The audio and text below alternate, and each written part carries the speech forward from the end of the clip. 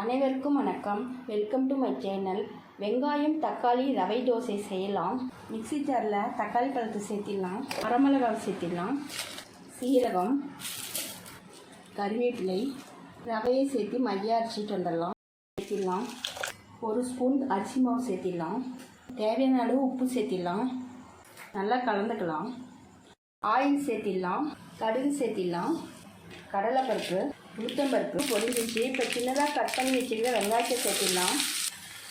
கருவேப்பிலையை சேர்த்திடலாம். பருப்பு சேர்த்திடலாம். இப்போ மாவில் சேர்த்திடலாம். நல்லா மாவில் கலந்துக்கலாம். இப்போ வெங்காயம் தக்காளி ரவை தோசை வார்த்துக்கலாம். ஆயில் சேர்த்திடலாம். ஒரு பக்கம் வெந்துருச்சு, திருப்பி போட்டுக்கலாம்.